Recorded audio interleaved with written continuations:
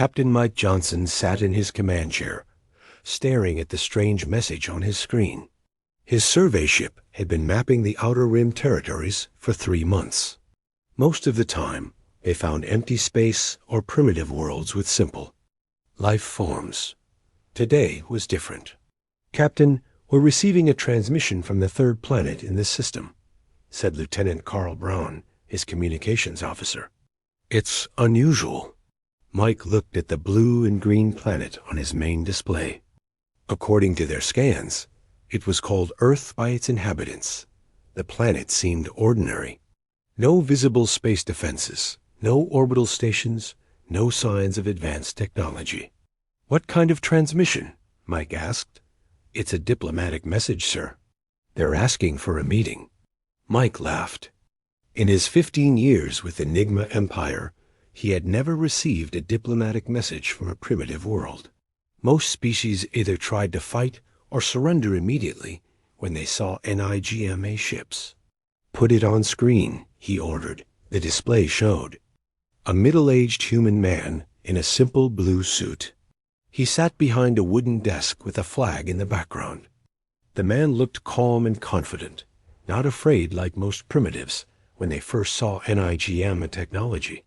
"Greetings," the human said. "I am President John Carter, speaking on behalf of the United Earth Government. We welcome you to our solar system." Mike's crew exchanged glances. The human was speaking as if Earth was an equal power, not a primitive world about to be conquered. "We understand that your empire is expanding through this region of space," President Carter continued. "We wish to discuss territorial boundaries with your representatives. We claim sovereignty over a sphere of space extending 50 light years from our home system." Mike nearly choked on his drink. 50 light years? This tiny world was claiming an area larger than most established NIGMA provinces. "We request that your forces avoid this area," the president said. "We have no desire for conflict, but we will defend our territory if necessary. We hope for peaceful coexistence between our peoples." The message ended with coordinates for a meeting location at the edge of the solar system. Mike stared at the empty screen. "Did he just PDs tell us to stay away?" "Yes, sir," Carl replied. "He's requesting a diplomatic meeting to discuss boundaries." Mike activated his communicator. "Get me Admiral White, priority 1. Minutes later, Admiral Lisa White's face appeared on the screen. She was aboard the NIGMA Fleet flagship, 3 systems away. "What is it, Johnson?" "Admiral, we've received a diplomatic message from the inhabitants of the third planet. They're requesting a meeting to discuss territorial boundaries." Admiral White raised an eyebrow. "Territorial boundaries? With us?" "Yes, ma'am. They claim sovereignty over a 50 light-year sphere around their system." The Admiral was quiet for a moment, then she began to laugh. "These primitives think they can negotiate with the NIGMA Empire? What do our scans show about their military capabilities?" Mike looked at his tactical officer. "Report," he ordered. "No visible space fleet, Admiral," the officer replied. "No orbital defense platforms. Their technology appears to be several centuries behind our standards. They're using primitive chemical rockets for space travel. And they want to negotiate with us," Admiral White said, still chuckling. "Send me the full recording. I want to show this to the General Staff." "Yes, ma'am." The transmission ended. Mike looked around his bridge. His crew was smiling and shaking their heads. The idea of negotiating with such a primitive species was absurd. 2 days later, Mike received new orders. He was to report to the sector headquarters immediately. When he arrived, he found himself in a room full of senior officers, all watching. The human president's message on a large screen. General Kevin Davis, the Empire's chief military strategist, stood at the front of the room. He was a tall, thin man with cold eyes and a reputation for brutality. He had conquered more worlds than any other NIGMA commander. "Gentlemen," General Davis said as the message ended, "we have a problem. Not a military problem, but a public relations problem." The officers looked confused. How could a primitive world create a public relations problem? "This message has been broadcast throughout NIGMA space," Davis continued. "Other species are watching to see how we respond. If we allow these humans to dictate terms to us, it might encourage other rebellions." Admiral White leaned forward. "What are you suggesting, General?" "I'm suggesting we make an example of them. We show the galaxy what happens when primitives try to challenge the Empire." "Sir, they're not really challenging us," Mike said. "They're just asking for a meeting." Davis turned his cold stare on Mike. "Captain, they told us to stay away from their territory. That is a challenge. Enigma Empire does not negotiate with inferiors." "But sir, maybe we could." "Captain Johnson," Davis interrupted, "how many worlds have you conquered?" "None, sir. I'm a survey officer. I have conquered 47 worlds. I know how to deal with primitives. First, they ask for meetings. Then they ask for special treatment. Eventually, they start thinking they're equal to us. We cannot allow that." Admiral White nodded. "What are your orders, General?" "We will ignore their request for a meeting. We will proceed with standard conquest protocols. The Empire will add Earth to its territory, and these humans will become subjects like all the others." Mike felt uncomfortable. Something about the human president's message bothered him. The man had not seemed afraid or desperate. He had spoken like someone who was confident in his position.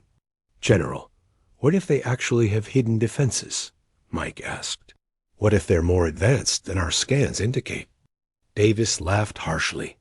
"Captain, I've heard that question before. Every time, the answer is the same. Primitives are primitives. They may have tricks, but they don't have the technology to challenge us." "Sir," the president seemed very confident. "Maybe we should at least investigate further before." "Captain Johnson," Davis said in a dangerous voice, "are you questioning the Empire's military superiority?" Mike felt the temperature in the room drop. Questioning the Empire's superiority was considered treason. "No, sir. I'm just suggesting caution. Caution is for the weak. The Empire conquers through strength, not caution." Davis turned to address the entire room. "Gentlemen, prepare for standard conquest operations. We will show these humans the power of the NIGMA Empire. We will show the galaxy that no species can challenge us." The officers began to file out of the room. Mike lingered, still thinking about the human president's calm confidence. "Captain," Admiral White said, "you seem troubled." "Ma'am, don't you think it's strange that they weren't afraid?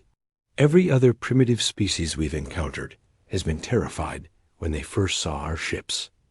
These humans seemed prepared." "Admiral," White considered this, "you may have a point, but our scans are clear. They have no significant military capability. Perhaps they're simply ignorant of our power. Or perhaps they know something we don't," Mike said quietly. The Admiral looked at him sharply. "Captain, you're beginning to sound like a defeatist. The Empire has conquered over 200 worlds. We have the most advanced technology in the galaxy. What could a primitive species possibly know that we don't?" Mike had no answer for that. According to every scan, every analysis, every piece of data they had, Earth was a primitive world with no defenses. The human's confidence made no sense, but something deep in his gut told him they were making a mistake. 3 weeks later, Mike watched from his ship as the NIGMA fleet prepared to move toward Earth. Over 300 warships had been assembled for the conquest. It was massive overkill for a primitive world, but General Davis wanted to make a statement. "Captain," Carl said, "we're receiving another transmission from Earth." Mike sighed. "Put it through." This time, the screen showed a different human. He was wearing a military uniform and stood in what looked like a command center. His expression was serious but not afraid. "This is General Sam Wilson of the United Earth Defense Forces," the man said. "We are aware of your fleet's approach. This is your final warning. Turn back now. We do not wish to fight, but we will defend ourselves, if necessary." The message was short and direct. No pleading, no fear, just a simple statement of fact. Mike looked at his crew. They were all staring at the screen with confused expressions. The human general had spoken like someone who actually believed he could fight the NIGMA Empire. "Sir," Carl said quietly, "should we relay this message to Admiral White?" Mike nodded, but he had a feeling the Admiral would have the same reaction as before. The humans' warnings would be ignored, their confidence dismissed as ignorance. The fleet continued toward Earth, carrying with it the full might of the NIGMA Empire. Mike could only hope that General Davis was right about primitive species being no threat, but the feeling in his gut was getting stronger. 3 months had passed since the first human message. The NIGMA Empire had spent that time preparing for what they called Operation Swift Victory. Commander Amy Roberts stood on the bridge of her flagship, watching the final preparations. Amy was known throughout the Empire for her efficiency. She had conquered 12 worlds in the past 5 years, always using the same proven method. Arrive with overwhelming force, demand surrender, and crush any resistance quickly. It worked every time. "Commander," her tactical officer called out. "All ships report ready for jump." Amy nodded. Her task force consisted of 50 heavy cruisers and 200 support vessels. It was enough firepower to destroy a small moon. Against a primitive world like Earth, it would be like using a sledgehammer to crack an egg. "Colonel Brown, what's our intelligence on Earth's defenses?" Amy asked her second-in-command, Colonel. Danny Brown pulled up the latest scan reports. "No change from our previous assessments, ma'am. No orbital platforms, no visible fleet, no energy shields around the planet. They appear to have some primitive missile systems, but nothing that could threaten our ships." Amy smiled. "Good. We'll follow standard protocol. Jump in, demand immediate surrender, and if they refuse, we'll demonstrate our power by destroying one of their cities." "Which city should we target, ma'am?" "It doesn't matter. Any large population center will do. The goal is to show them that resistance is futile." The task force jumped into hyperspace, heading for Earth's solar system. Amy felt confident. In her experience, primitive worlds always surrendered after the first demonstration of NIGMA power.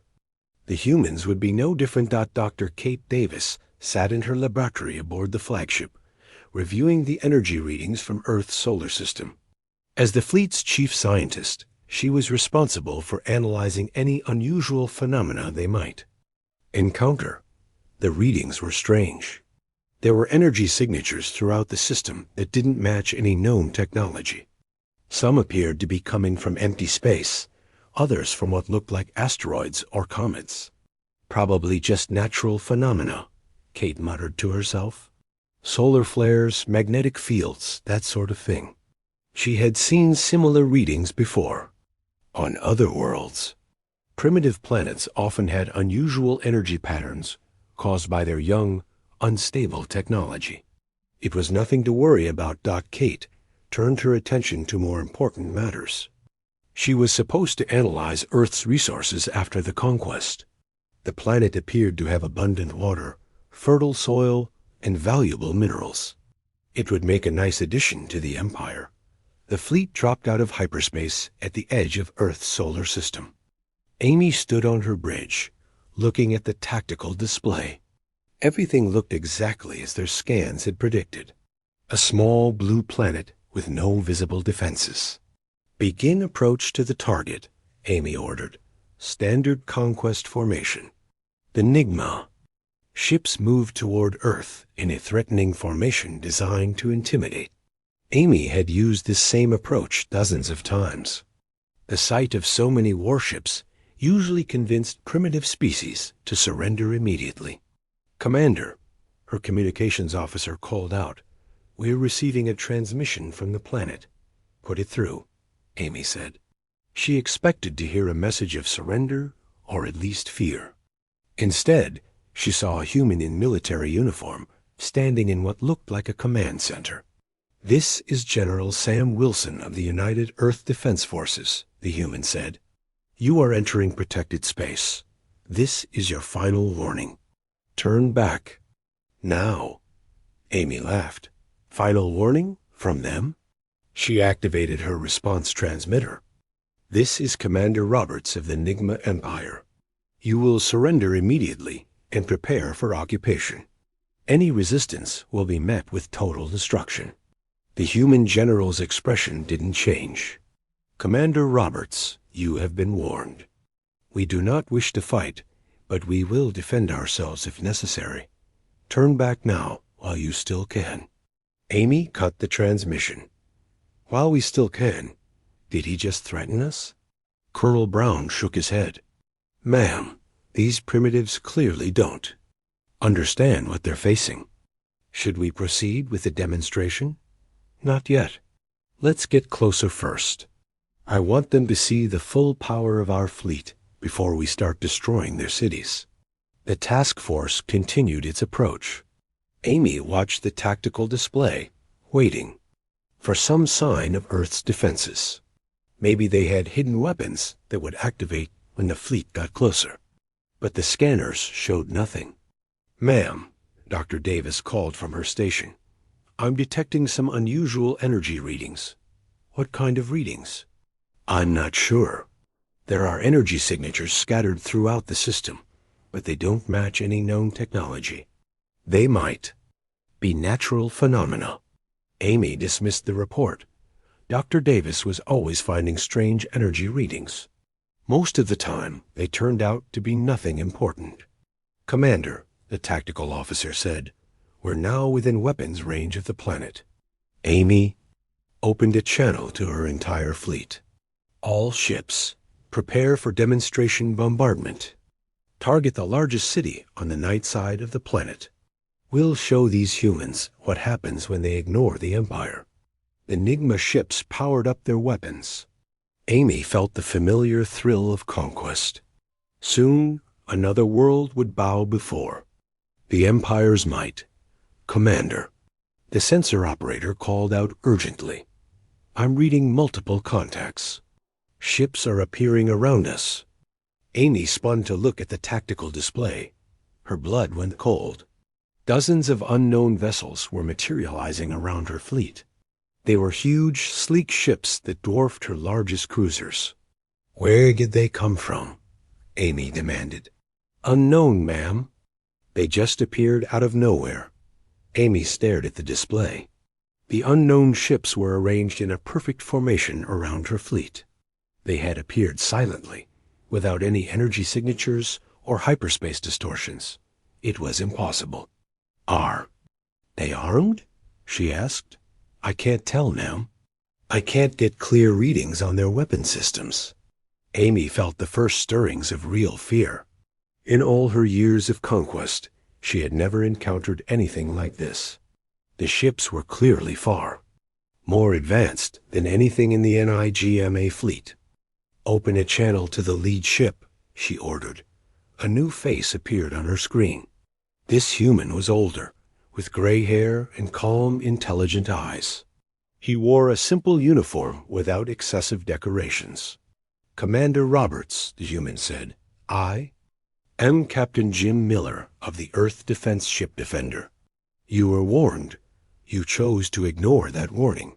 Now you will understand why we asked you to stay away." Amy tried to sound confident. "Captain Miller, you are interfering with a legal military operation. The NIGMA Empire claims this system by right of conquest.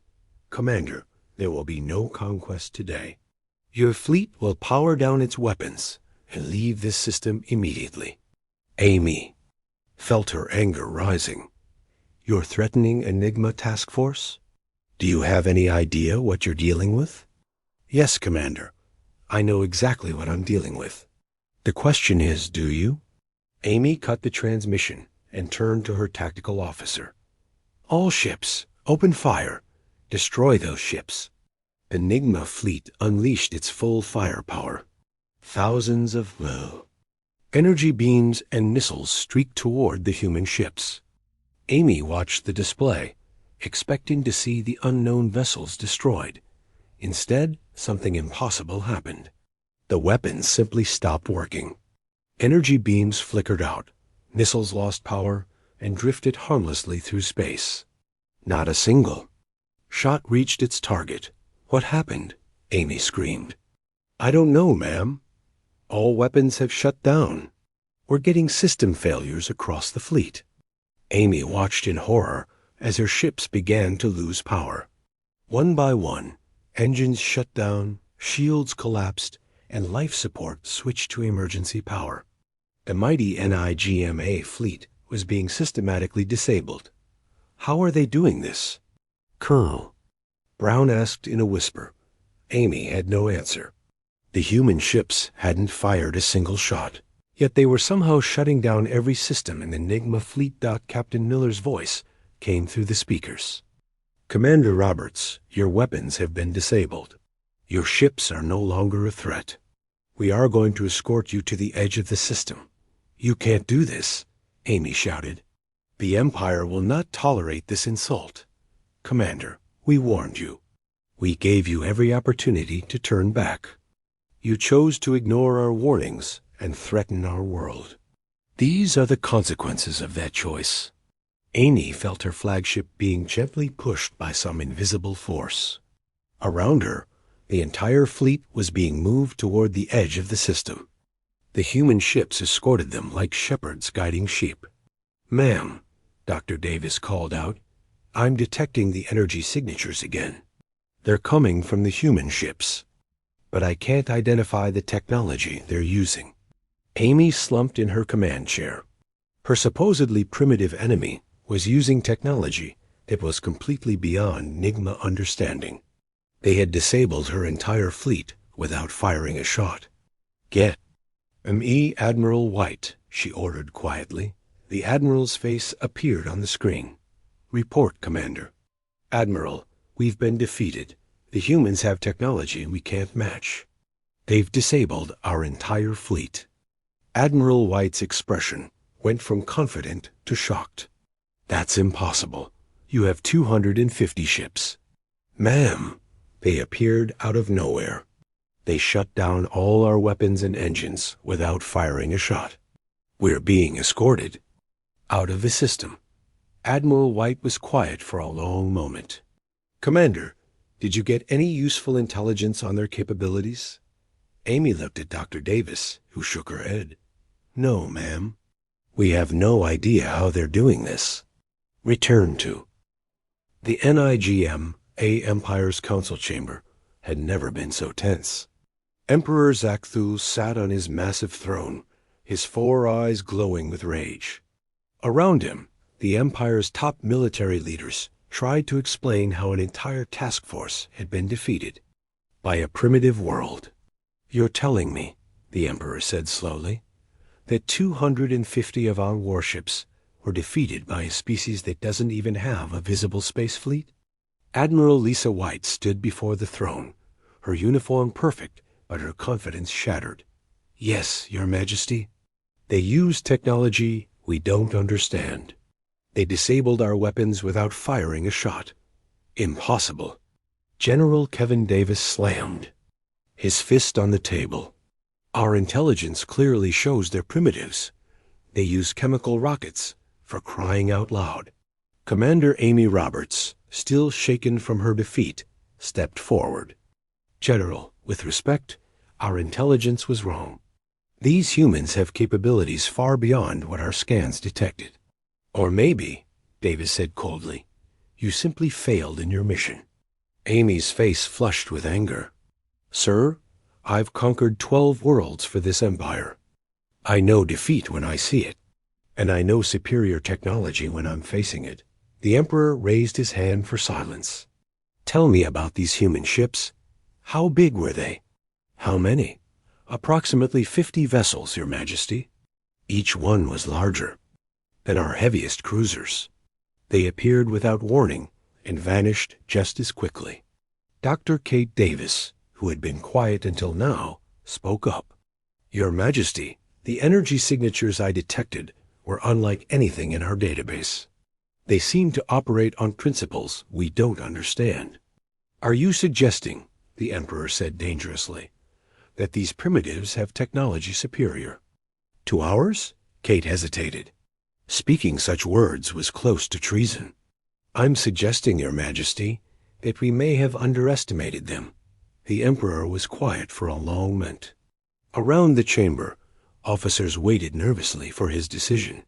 Finally, he spoke. No, I will not accept that a primitive species can challenge the NIGMA Empire.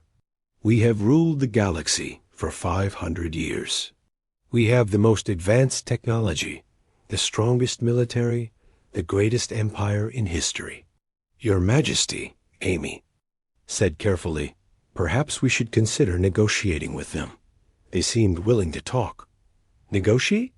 The Emperor's voice rose to a roar. The NIGMA Empire does not negotiate with inferiors. General Davis nodded eagerly. Your Majesty is right. These humans got lucky, that's all. They probably found some ancient technology they don't fully understand. We just need to hit them with overwhelming force. Exactly, the Emperor said. We will mobilize the Grand Fleet. Every ship, every weapon, every soldier. We will show these humans what happens when they challenge the Empire. Amy felt her heart sink. Your Majesty, that's 10,000 ships. Surely that's not necessary. Commander Roberts, the Emperor said coldly, you have already failed once. Do not presume to give me military advice. Amy fell silent. Around the chamber, she could see other officers nodding in agreement. The Empire's pride had been wounded, and they wanted revenge. Fleet Admiral Ben Clark, the Emperor commanded, you will lead the Grand Fleet. I want these humans destroyed. Every ship, every city, every last one of them. Make an example that will terrify the galaxy. Admiral Clark saluted. It will be my honor, Your Majesty. As the meeting ended, Amy approached Dr. Davis. Kate, what do you really think about their technology? Kate looked around to make sure no one was listening. Amy, I've been analyzing the data from your encounter. The energy patterns they used, they're not just advanced, they're revolutionary.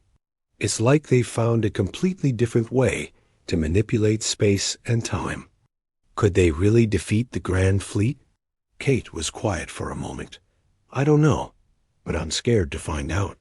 On Earth, President Susan Adams sat in the White House Situation Room, surrounded by her military advisors. The news from space was not good. They're assembling the largest fleet in galactic history, General Tom Green reported. Our deep space monitors count over 10,000 ships. How long do we have? The President asked. 6 weeks, maybe 8. They're pulling ships from every corner of their empire. President Adams looked tired. We tried to warn them. We gave them every chance to avoid this. Yes, ma'am. But the NIGMA Empire doesn't seem to understand warnings. They only understand force. Captain Rachel Scott, commander of Earth's Deep Space Monitoring Network, studied the tactical displays. Ma'am, they're not just bringing warships. They're bringing troop transports, occupation forces, construction ships. They're planning to completely conquer our solar system. What are our options? The President asked. General Green activated a holographic display. We have 3 choices. First, we can try to negotiate again. Second, we can evacuate Earth and retreat to the backup colonies. Third, we can fight. What do you recommend?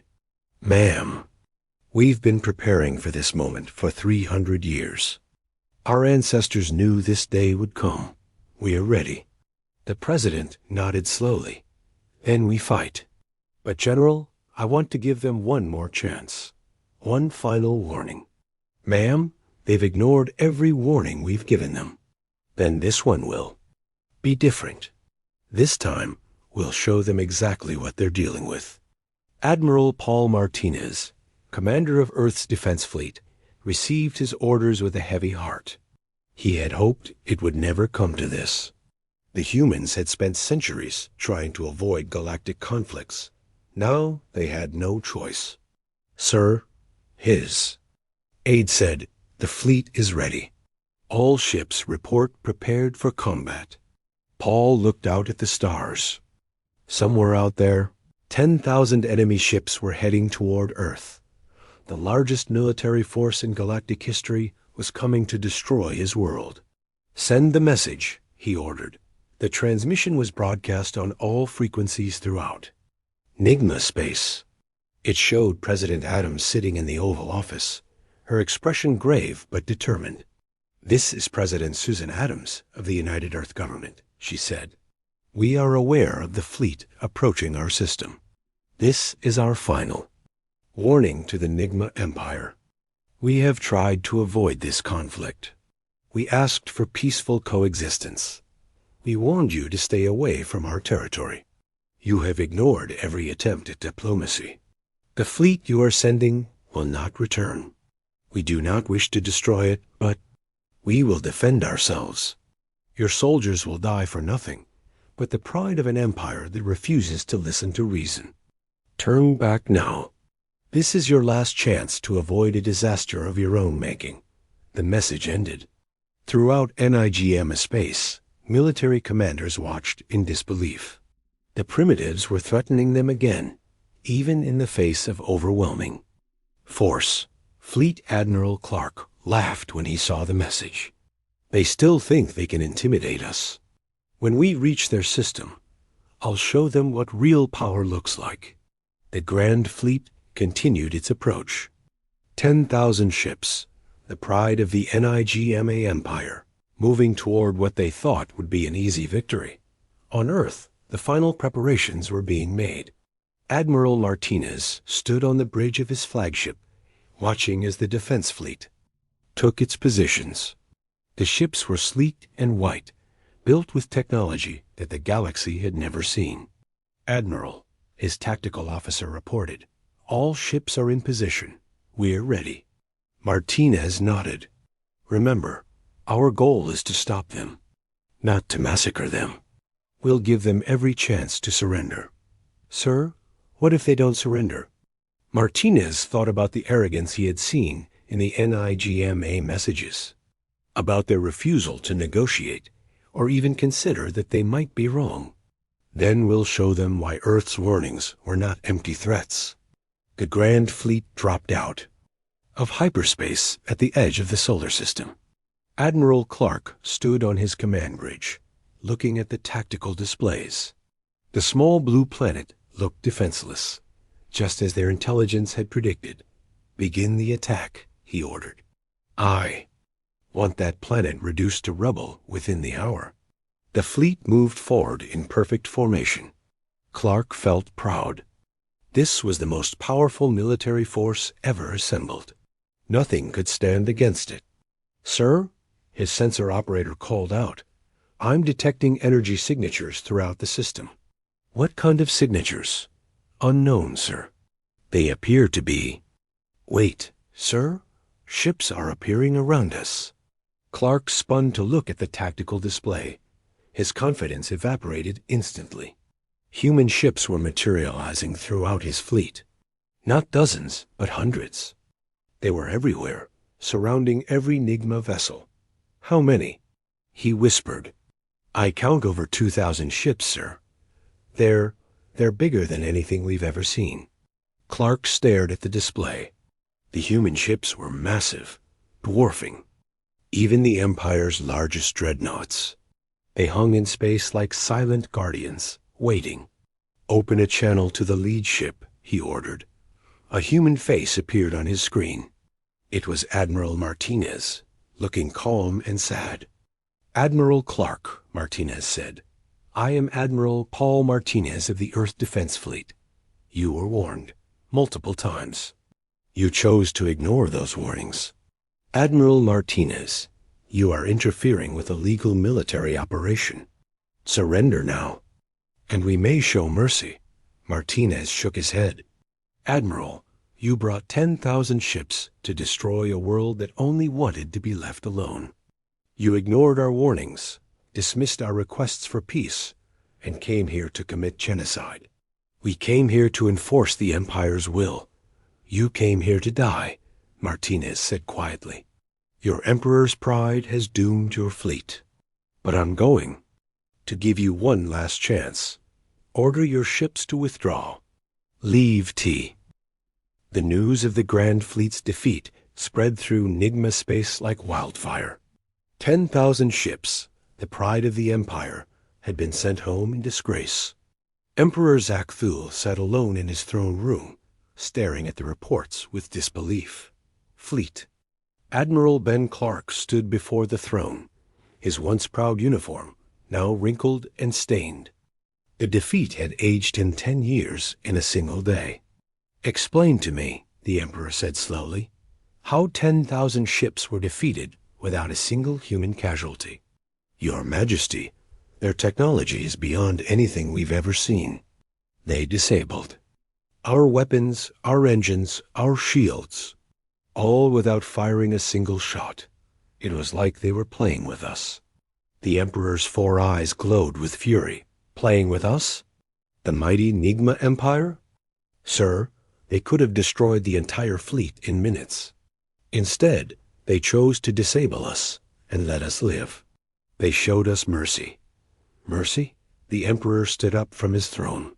"They humiliated us, made us look weak in front of the entire galaxy." General Kevin Davis, who had been standing quietly in the corner, stepped forward.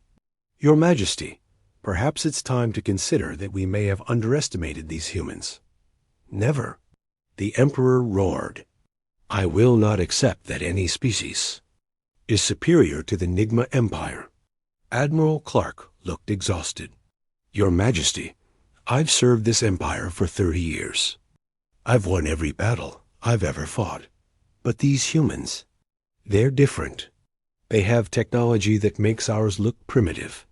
Then we'll find better technology. We'll build bigger ships. We'll recruit more soldiers."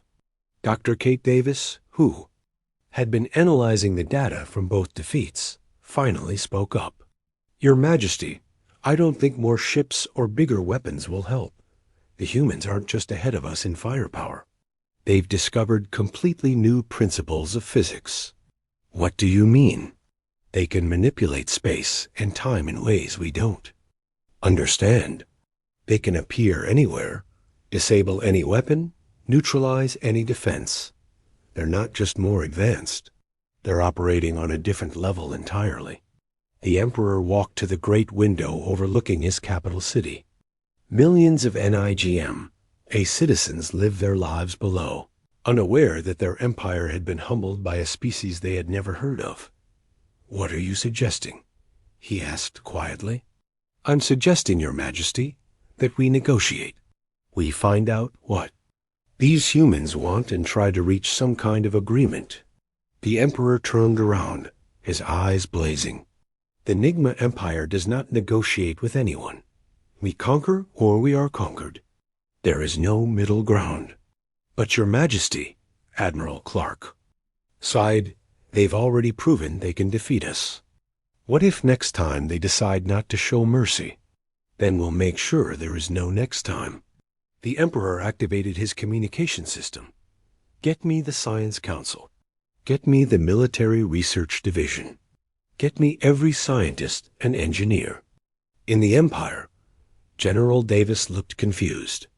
"Your Majesty, what are you planning?" "If these humans have superior technology, then we'll steal it. We'll capture one of their ships, reverse engineer their weapons, and turn their own technology against them." Dr. Davis shook her head. "Sir, I don't think that will work. Their technology seems to be based on principles we don't even know exist.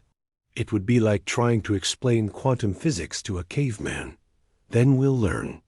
The Emperor shouted. The NIGMA Empire has survived for 500 years by adapting and conquering.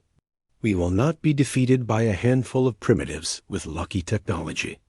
On Earth, President Susan Adams sat in the Situation Room, reading reports from around the galaxy. The news was not encouraging. The NIGMA Empire is mobilizing their entire scientific community, General Tom Green reported. Intelligence suggests they're trying to develop new weapons, specifically to counter our technology. How long do we have? The president asked. Unknown.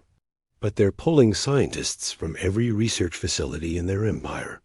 They're also offering massive rewards for any information about our capabilities. Admiral Paul Martinez looked at the tactical displays. Ma'am, there's something else. Several NIGMA ships have been detected near our outer monitoring stations. They're not attacking, just watching. They're studying us, President Adams sighed, trying to figure out how our technology works. Should we chase them off? The president was quiet for a moment.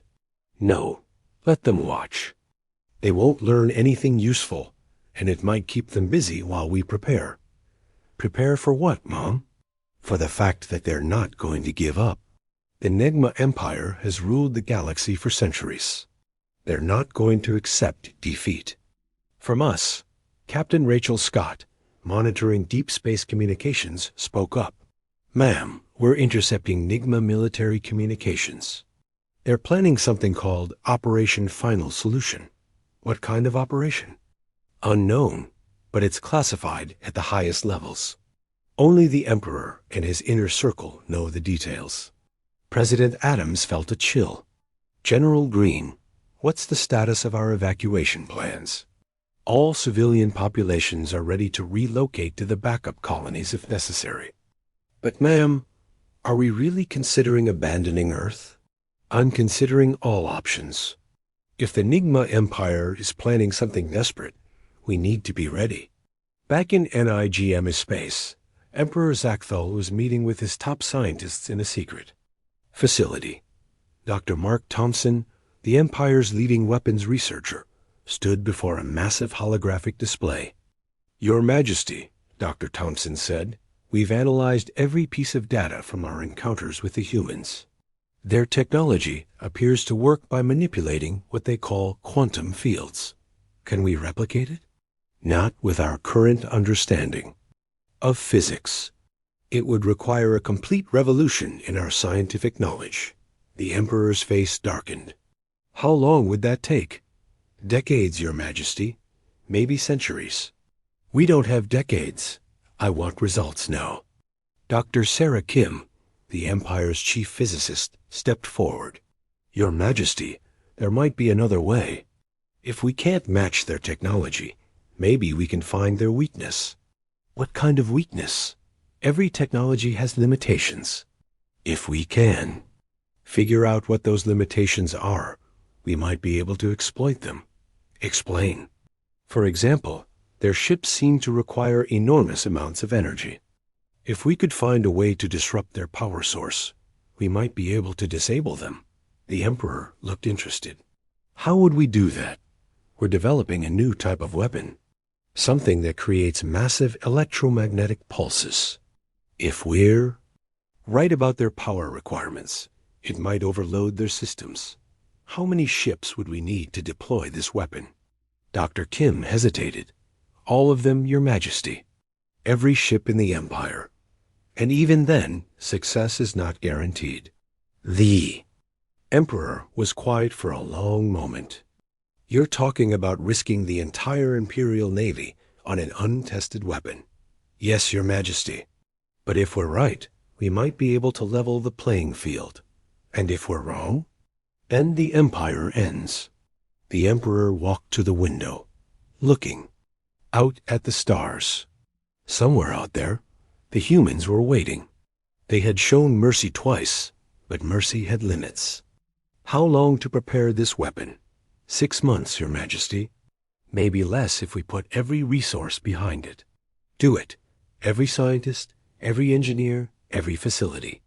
I want this weapon ready as soon as possible. As the meeting ended, Dr. Kim approached. Dr. Thompson.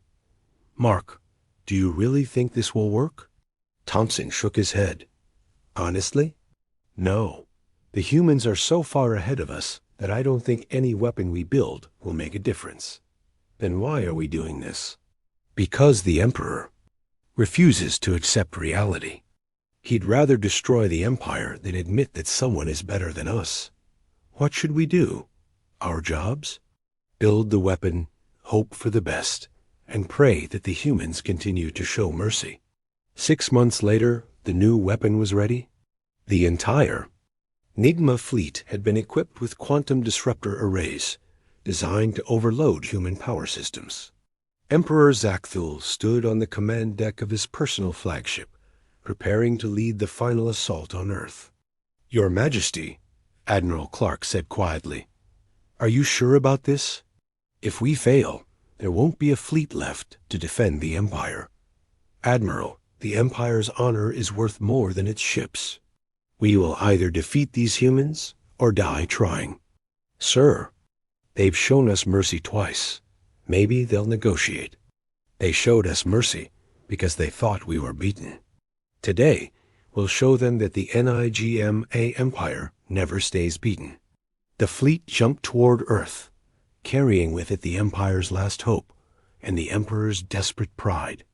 Behind them, they left an empire holding its breath, waiting to see if their leaders would return as heroes or not at all. On Earth, deep space monitors detected the approaching fleet immediately. President Adams looked at the tactical display with sadness. They're coming again, she said quietly. How many ships? Admiral Martinez asked. All of them. Every ship in the NIGMA Empire. They're betting everything on this attack. Ma'am, what are your orders? President Adams thought about the Emperor's pride, about the NIGMA Empire's refusal to accept reality, about the billions of lives that hung in the balance. We end this, she said finally, once and for all. The final NIGMA fleet dropped out of hyperspace at the edge of Earth's solar system. It was a sight that had never been seen before in galactic history. Every single warship in the Empire had come to this battle. Over 15,000 vessels filled the darkness of space. Emperor Zakthul stood on the bridge of his personal flagship, the Eternal Glory. His 4 eyes glowed with determination and desperation. This was his last chance to restore the Empire's honor. Admiral Clark, he commanded, signal the fleet. Today, we fight for the Empire's survival. Clark activated the fleet communication system. All ships, this is your Emperor. Today we face an enemy that has humiliated us twice. But today is different. Today we have weapons that can hurt them. Today we show the galaxy that the NIGMA Empire bows to no one. Throughout the fleet, soldiers and officers listened to their Emperor's words. Many felt fear, but they also felt pride. They were the Imperial Navy, the finest military force in the galaxy. Even if they died today, they would die with honor. Dr. Sarah Kim monitored the quantum disruptor arrays from the science ship Revelation. Your Majesty, all ships report ready. The disruptors are charged and targeting the predicted human ship positions. Excellent. The moment those human ships appear, we hit them with everything we have. On Earth, Admiral Paul Martinez watched the NIGMA fleet from his command center. The humans had been tracking the Empire's approach for days. They knew about the new weapons, the desperate plan, the Emperor's final gamble. Sir, his tactical officer reported, the entire NIGMA fleet is in position. They're not trying to hide or use tactics. They're just waiting. Martinez nodded sadly. They know this is their last chance. They're going to throw everything at us. President Susan Adams joined Martinez in the command center. Admiral, What are our options? Ma'am, we could disable their fleet like before, but they have new weapons this time. Unknown capabilities. Could they actually hurt us? Martinez was quiet for a moment. Probably not, but they're desperate now. Desperate people do unpredictable things. What do you recommend? Ma'am, I think it's time to end this permanently. Show them exactly what they're dealing with. Make it clear that continuing this fight will only lead to their destruction. President Adams looked at the tactical display showing thousands of NIGMA ships. How many people are on those ships? Approximately 50 million, Mom. Soldiers, officers, support staff. Almost the entire NIGMA military. 50 million people whose leaders refuse to listen to reason. Yes, ma'am. President Adams made her decision. Admiral, we end this war today, but we do it our way. We show them the truth, and we give them one final chance to surrender. Understood, ma'am. Martinez activated the Earth Defense Fleet. Around the solar system, human ships began to appear. But this time was different. Instead of dozens or hundreds, thousands of vessels materialized throughout space. Emperor Zakthul watched his sensors with growing shock. How many ships do they have? I count over 5,000, Your Majesty, and they're still appearing. Impossible. No species can field that many advanced vessels. Dr. Kim's voice came through the communicator. Your Majesty, the energy readings are off the charts. Each of their ships is generating more power than our entire fleet combined. The Emperor stared at the tactical display. The human ships were arranged in perfect formations around his fleet. They moved with precision that made the Empire's best pilots look clumsy. Open a channel to their flagship, he ordered. Admiral. Martinez appeared on the screen, looking tired but resolute. Your Majesty, I am Admiral Paul Martinez of the Earth Defense Fleet. You have ignored our warnings, rejected our offers of peace, and brought war to our doorstep 3 times. Admiral Martinez, I am Emperor Zakthul of the NIGMA Empire. We do not surrender to anyone. Your Majesty, you have brought 50 million people to die for your pride. Is that really what you want? I want victory. I want the restoration of imperial honor. Martinez shook his head. Your Majesty, there is no honor in this. You're leading your people to slaughter for no reason other than your refusal to accept reality. The reality is that the NIGMA Empire has ruled this galaxy for 500 years. We will not be defeated by primitives. Your Majesty, we are not primitives. We tried to tell you that. We tried to warn you. You refused to listen. The Emperor cut the transmission and turned to his weapons officer. All ships, charge the quantum disruptors. Target every human vessel you can see. Your Majesty, Admiral Clark said quietly, maybe we should reconsider. These humans have shown mercy before. Maybe they'll show mercy again. No more mercy. Fire. The entire NIGMA fleet unleashed its new weapons simultaneously. Quantum disruptor beams lanced out toward the human ships, designed to overload their power systems and leave them helpless. For a moment, the Emperor felt hope. The beams were hitting their targets. Energy was crackling around the human vessels. And nothing happened. The human ships absorbed the quantum disruptors like they were gentle rain. Not a single vessel was damaged. Not a single system was affected. What?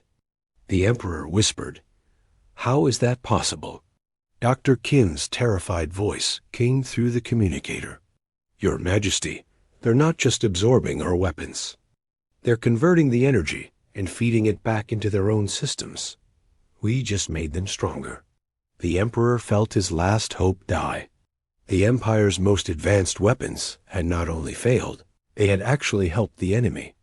Admiral Martinez's voice came through the speakers. Your Majesty, you have now seen what we are capable of. Your weapons cannot hurt us. Your ships cannot escape us. Your empire cannot threaten us. This is impossible, the emperor said quietly. No, your majesty, this is inevitable. You built an empire on conquest and oppression. You refused to grow, to learn, to change. While you were busy conquering weaker species, we were busy evolving beyond the need for conquest. On the screen, President Adams appeared beside Admiral Martinez. Your Majesty, I am President Susan Adams. I tried to prevent this. We all did. We gave you every opportunity to choose peace. You're just humans. Primitives from a backward world.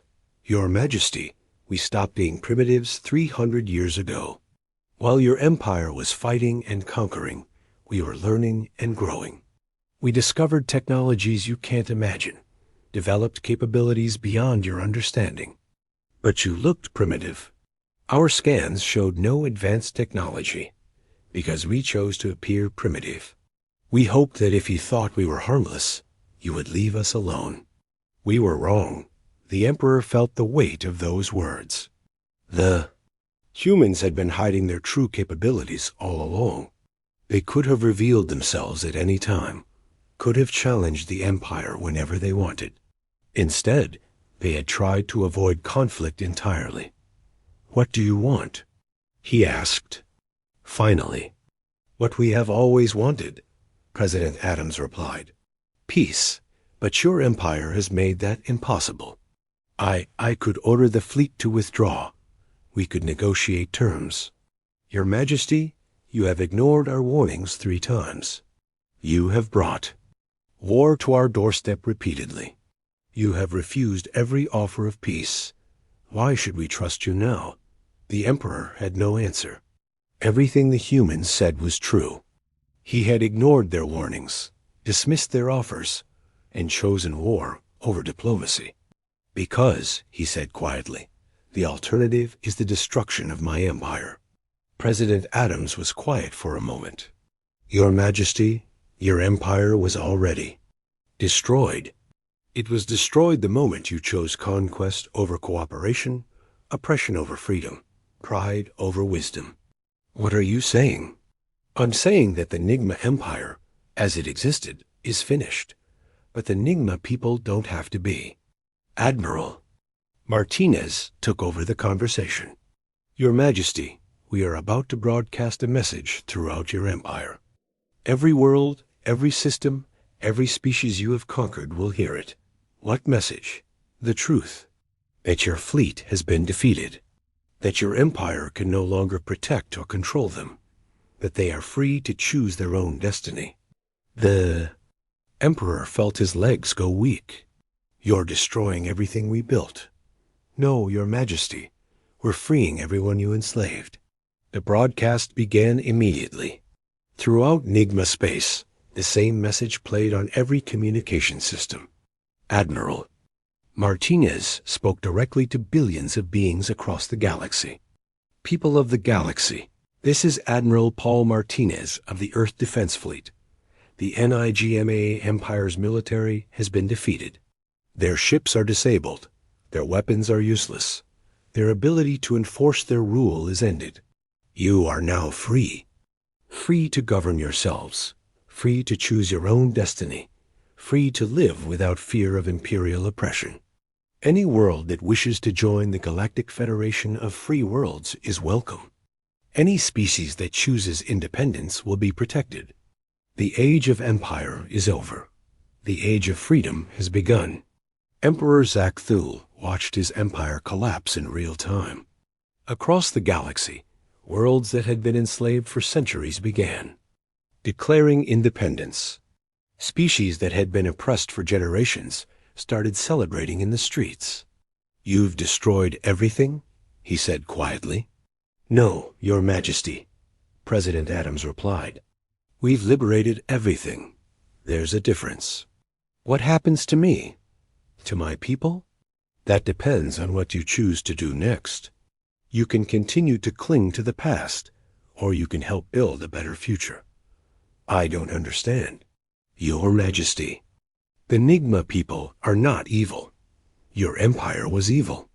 There, Chief Engineer Zixandra stood before the massive quantum field generator, her crystalline skin glowing with frustration.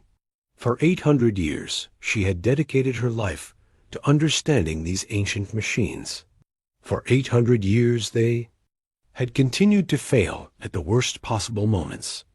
The generator stretched before her like a small mountain, its surface covered in millions of glowing crystals that pulsed with energy.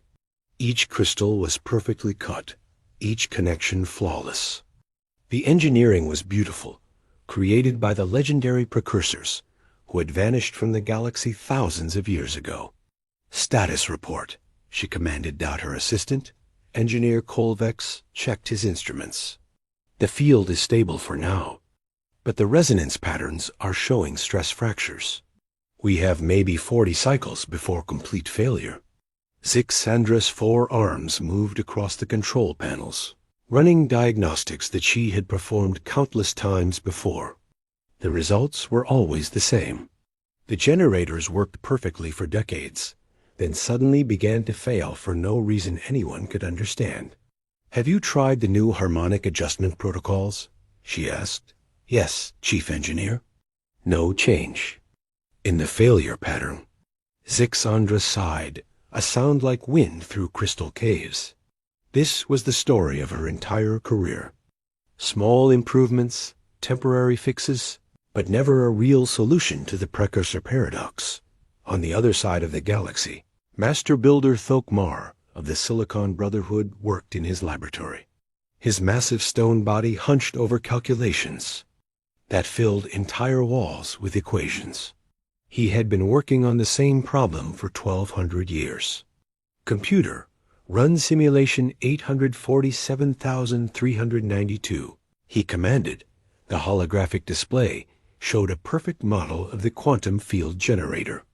Thokmar watched as the simulation ran through decades of operation, then suddenly collapsed into chaos.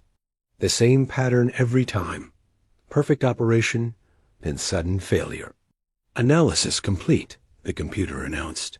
"Failure cause unknown. Recommendation: insufficient data for solution." Thokmar struck the table with his fist, cracking the stone surface. 1,200 years of mathematics, and he was no closer to solving the problem than when he started. The equations were perfect. The models were flawless. But the generators kept failing. "Perhaps the problem is not mathematical," he muttered to himself. But that was impossible. Everything in the universe followed mathematical laws. The precursors had understood this better than anyone got in the bioengineering labs of the Neural Collective. Dr. Velther worked with living circuits that could adapt and grow. Her approach was different from the others. Instead of trying to understand the generators, she was trying to create something that could work with them. Test subject 4847 is ready for integration, reported her assistant. Dr. Velther examined the biocircuit she had grown. It was beautiful in its own way, a living network of neural pathways that could think and adapt. She had spent 3 centuries perfecting these organic computers. "Begin connection sequence," she ordered. The biocircuit was connected to a small test generator. For a moment, it seemed to work. The living circuits adapted to the quantum field fluctuations, compensating for the instabilities. Then, like all the others, it began to break down. "Failure mode?" Dr. Velther asked. "The biocircuit is trying to adapt, but the field changes are too rapid. The living tissue cannot keep up with the quantum shifts." Dr. Velther made notes in her research journal. Another failure, but each failure taught her something new. Maybe the next design would work. Maybe the next century would bring success. These 3 engineers were the best in the galaxy. They represented different species, different approaches, different ways of thinking, but they all shared the same problem. The quantum field generators were failing, and no one knew why. The generators were not just machines. They were the foundation of galactic civilization. They powered the faster-than-light, travel that connected thousands of worlds. They provided energy for entire star systems. They made interstellar communication possible. Without them, the galaxy would return to the Dark Ages. Each world would be isolated, alone among the stars. Trade would stop. Communication would end. The great galactic community would collapse. This was why the precursor paradox was so important. It was not just an engineering problem. It was a crisis that threatened the survival of galactic civilization itself. The problem had a name because it was so famous. Every engineering school in the galaxy taught courses about it. Every major species had dedicated research teams working on it. The most advanced computer systems in the galaxy spent all their time trying to solve it. Some of the best minds in galactic history had worked on the precursor paradox. The ethereal collective had spent 1,000 years studying the quantum mathematics. The machine intelligence had analyzed every possible component failure. The hive mind had approached it as a system optimization problem. All had failed. The generators were built by the precursors, the most advanced civilization the galaxy had ever known. They had technology that seemed like magic to the current galactic species. They had mastered space, time, and energy itself. Then they had vanished. They left behind only their machines and brief instruction manuals. The generators came with maintenance, schedules and operational procedures, but no explanation of how they actually worked. The precursors had expected their instructions to be followed exactly for 5,000 years. The galaxy had done exactly that. The maintenance schedules were treated like religious texts. The operational procedures were followed to the letter. No one dared to change anything the precursors had created, but the generators kept failing. The failures followed no pattern that anyone could understand. They happened to new generators and old ones. They happened during periods of high use and low use. They happened when the galaxy was at peace and when it was at war. The only constant was that they always happened eventually. Every generator would work perfectly for decades, then begin to show signs of stress. The quantum fields would become unstable. The energy output would fluctuate. Then, within a few cycles, the entire system would collapse. Emergency teams would rush to repair the damage. New components would be installed. The generators would be rebuilt according to the original precursor specifications. They would work perfectly again for a few decades. Then the cycle would repeat. Meanwhile, on a small blue planet in a quiet corner of the galaxy, Jake Martinez finished his shift at the Henderson Aerospace Company. He locked up his toolbox and headed home, thinking about the problems he would face tomorrow. Jake was a mechanical engineer, but he worked with his hands as much as his mind. He fixed things that broke. He improved things that didn't work well. He had been doing this for 20 years, and he was good at it. He had no idea that his life was about to change forever. Jake drove home through the Nevada desert, past the mountains and valleys that had been his home all his life. He worked on aircraft engines, spacecraft components, and the occasional experimental prototype. It was good work, challenging, and rewarding. His approach to engineering was simple. When something broke, he figured out why it broke.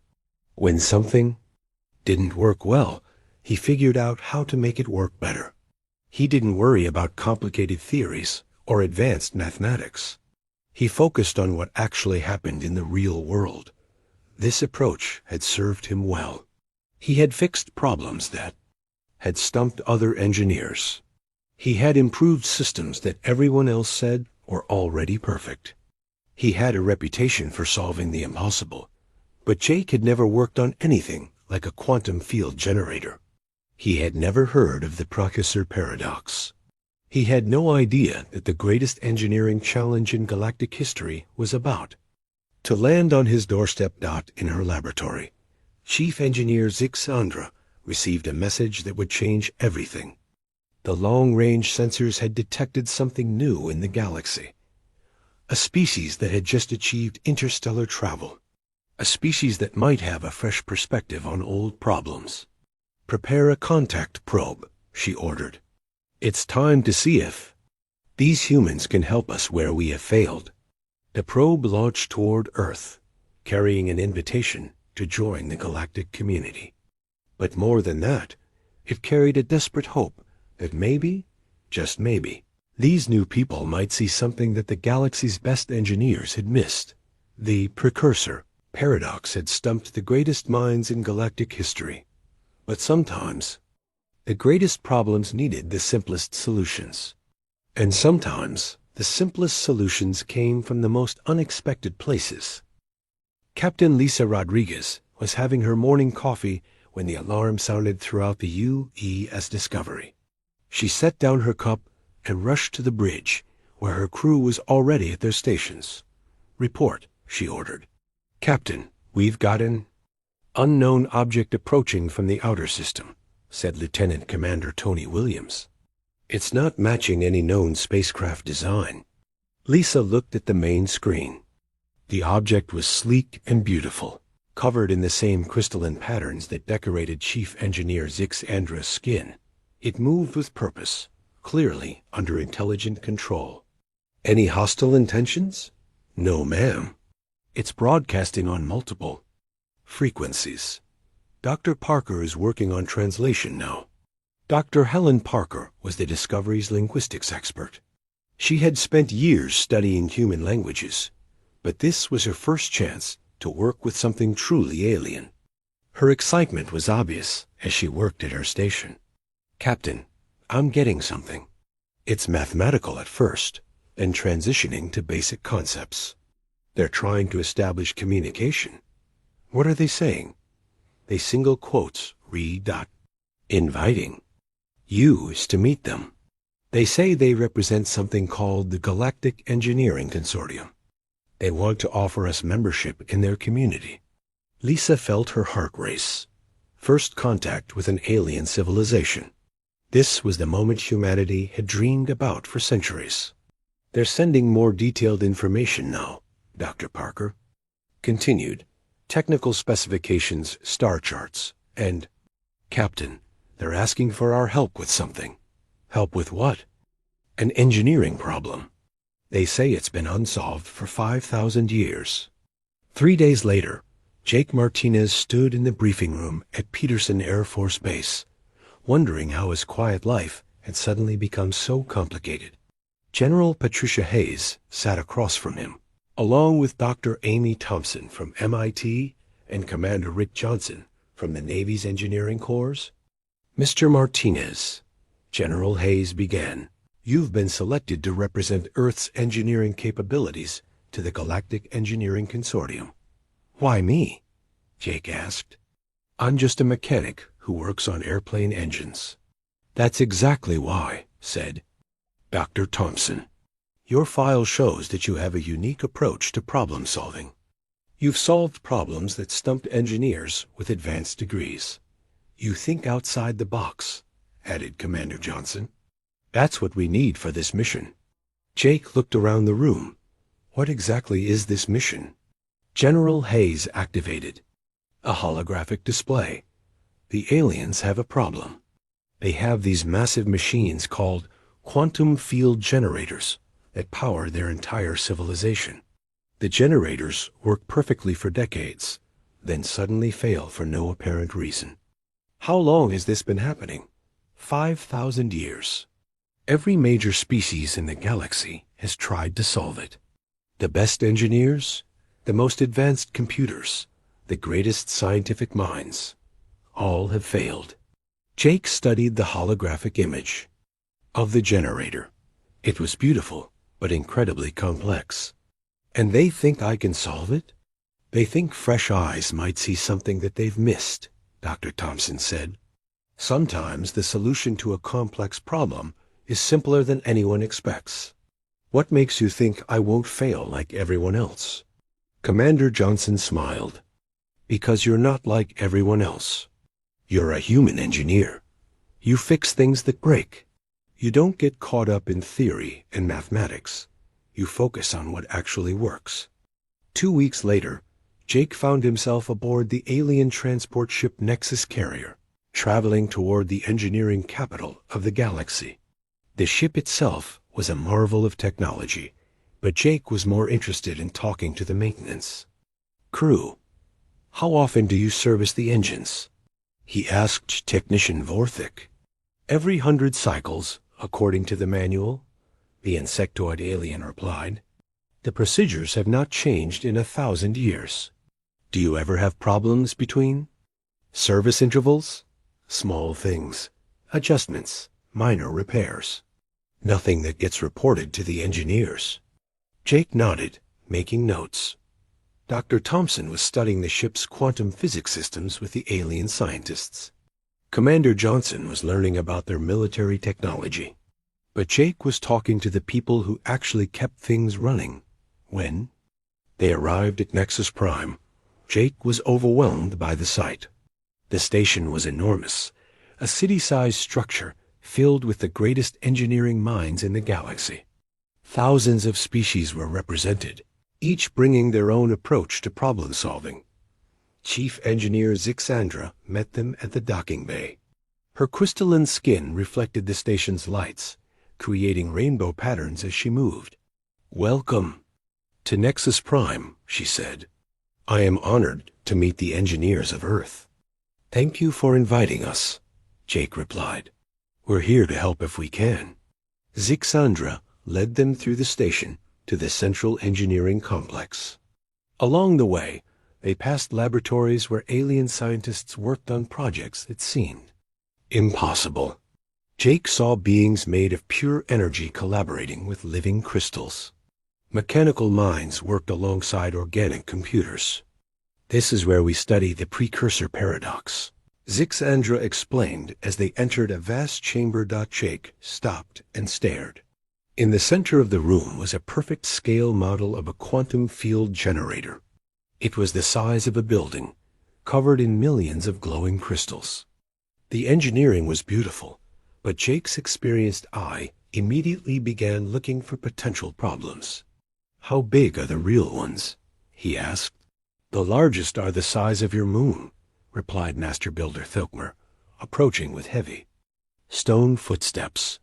"They power entire star systems." "And they all have the same problem?" "All of them. Perfect operation for decades, then sudden failure. We have analyzed every component, every connection, every quantum field fluctuation. The mathematics are flawless. The engineering is perfect, but they still fail." Jake walked around the model, his hands clasped behind his back.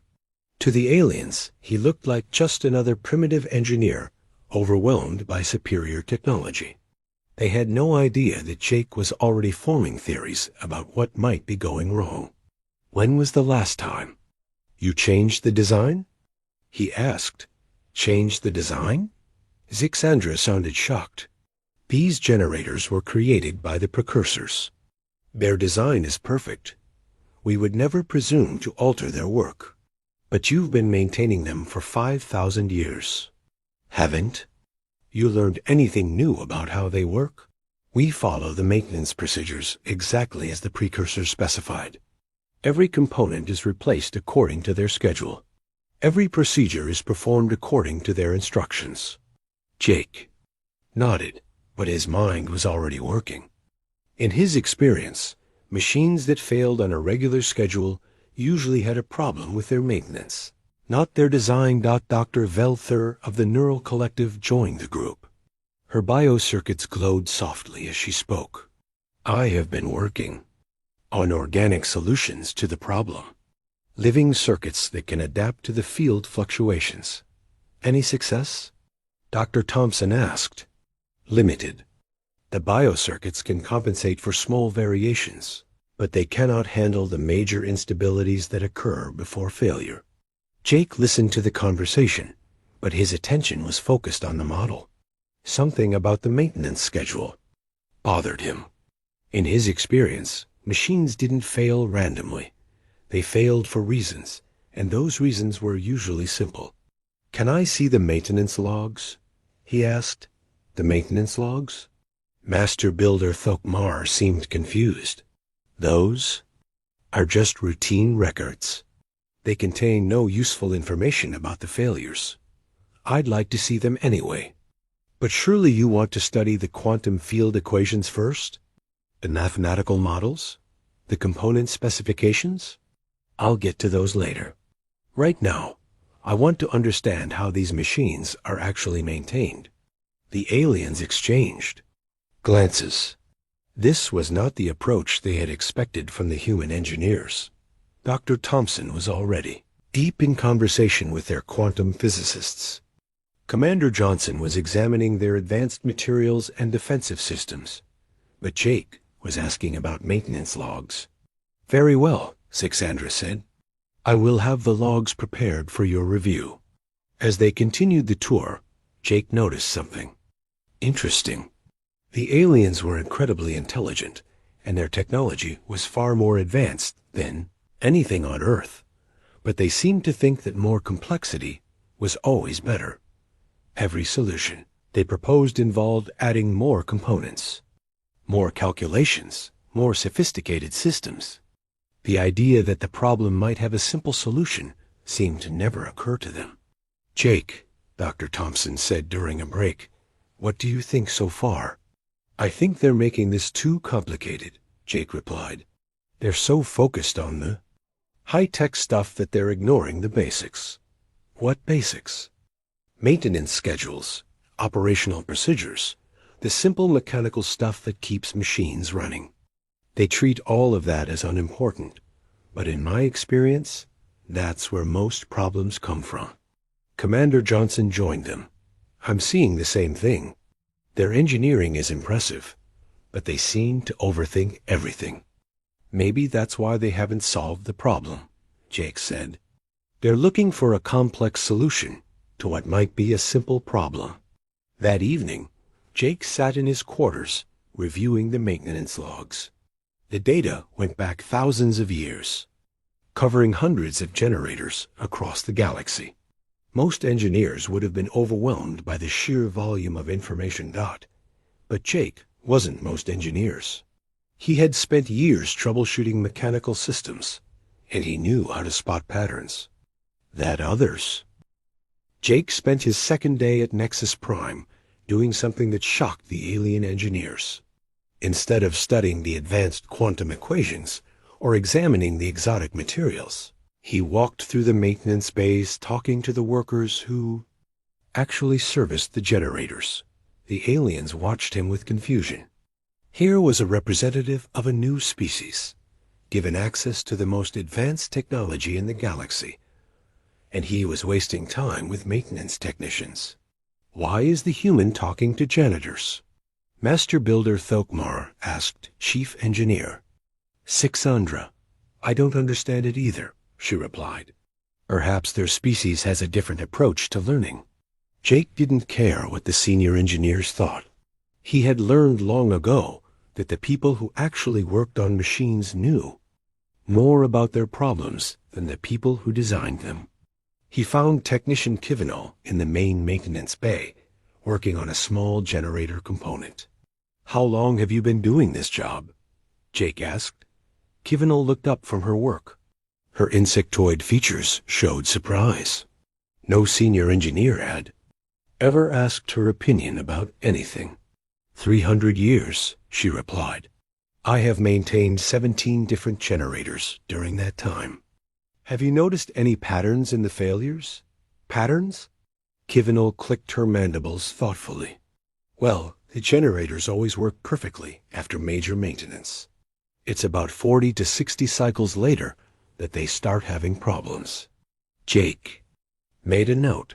And how often is major maintenance performed? Every 50 cycles, according to the ancient protocols. The schedule was established by the precursors themselves. Has anyone ever tried changing the schedule? Kivinal looked horrified. Change the precursor protocols? That would be unthinkable. The precursors were the most advanced civilization in galactic history. Their instructions are perfect. Jake nodded, but continued asking questions. He talked to maintenance workers from different species, different generations, different parts of the galaxy. Slowly, a picture began to emerge. The generators always failed between 40 and 60 cycles after major maintenance. Always.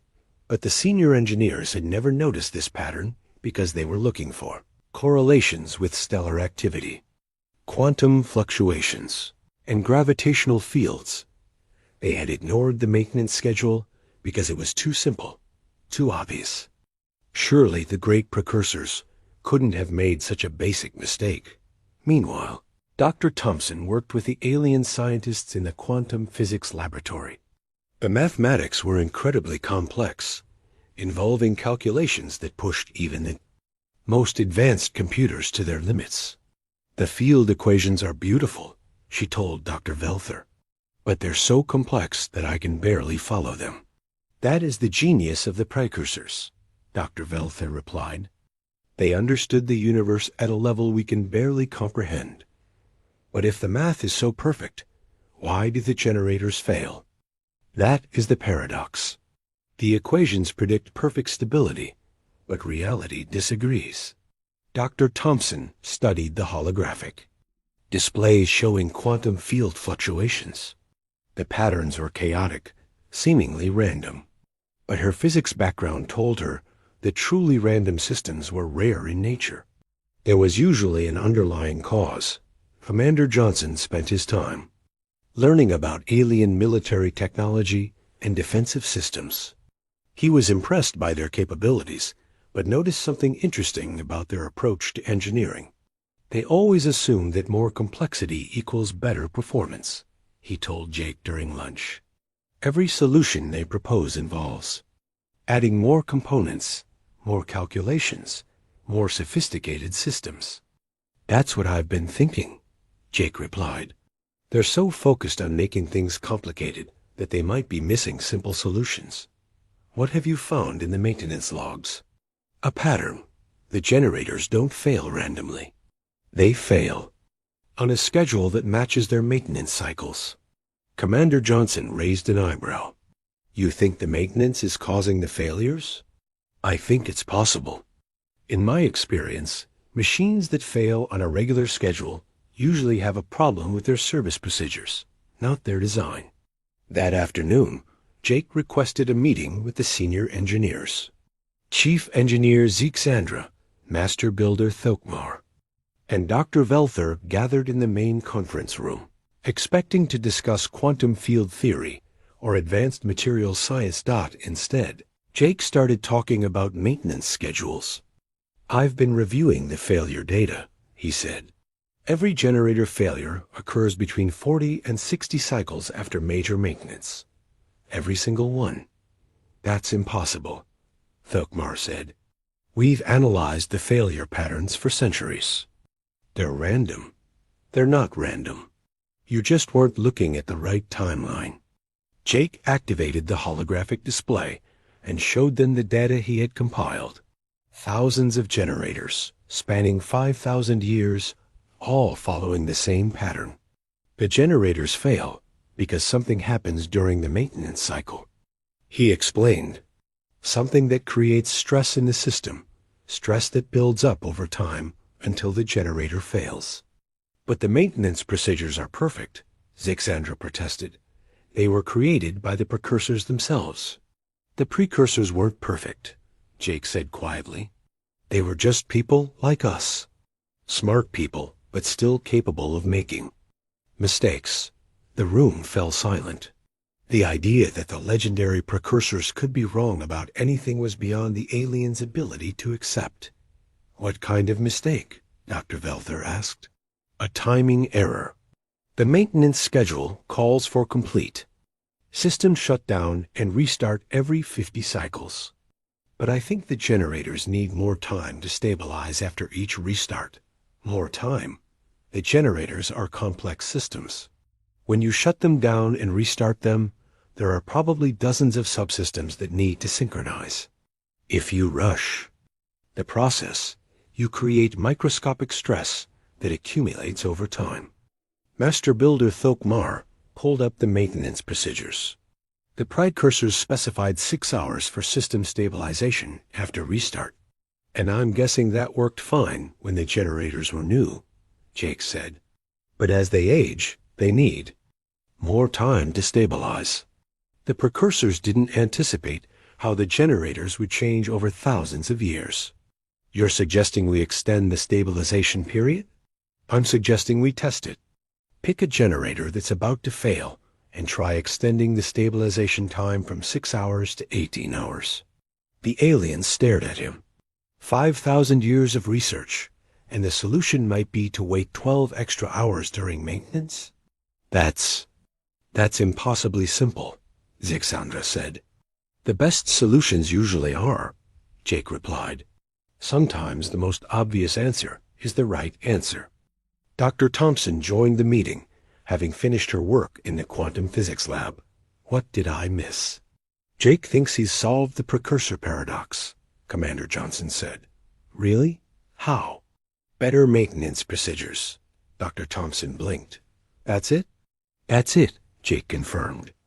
The generators are failing because they're not given enough time to stabilize after maintenance shutdowns. It's causing cumulative stress that eventually leads to system failure. But the quantum field equations are probably correct, Jake said. The problem isn't with the physics. It's with the maintenance schedule.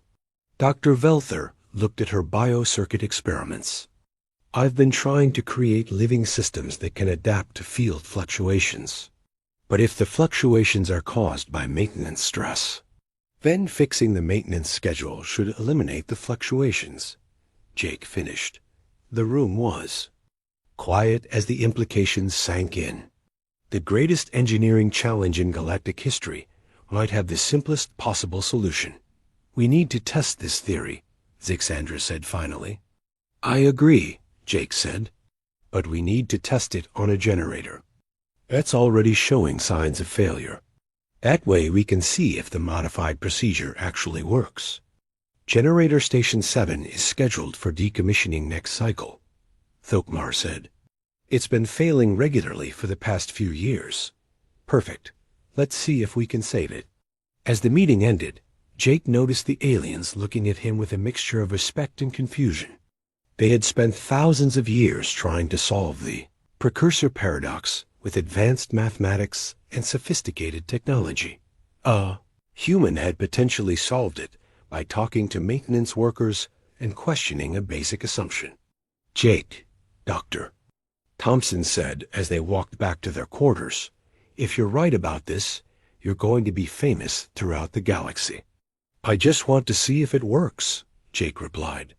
In my experience, the most complicated problems usually have the simplest solutions. You just have to be willing to look at them from a different angle. And if you're wrong, then we'll try something else. That's how engineering works.